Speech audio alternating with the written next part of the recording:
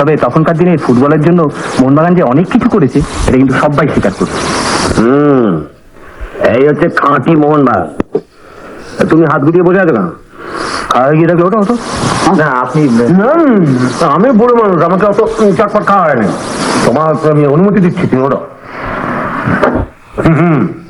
দেখলে আমার কিরকম গণ্যমান্য করে। শুধু ফুটবলের ব্যাপার হই না, মেজাজটা যায় দিলে দিয়ে দিয়ে দাও না। দাদু আমি উঠি। হ্যাঁ, হাতটা শুকাইলে কিন্তু টিকটিক হয়। তো খুব ভালো কথা মনে করিয়ে দিয়েছ।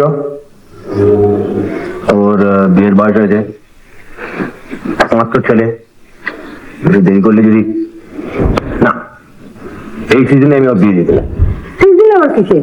ফুটবলে আমি দেখেছি ফুটবল সিজন এলেই ওর মেজাজটা যায় বিজে। রাখো দেখি, দিয়ে দিলে খেলাধুলা সব মাথায় উঠবে।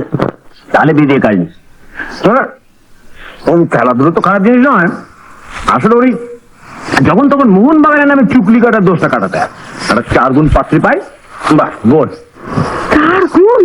না না না, মোটা না মোটা না, একটু দোহারা মেয়ে চাই। আরে মোটা কি করতে আসছে? 4 গুণ মেয়ে মানে 4টে গুণ সম্পন্ন মেয়ে, ইংলিশে যাকে বলে স্কোয়ার মেয়ে। স্কোয়ার মেয়ে। আর 4টি গুণ হলো রূপ, গুণ, শিক্ষা আর মোহনবাগানের দিকে মতি।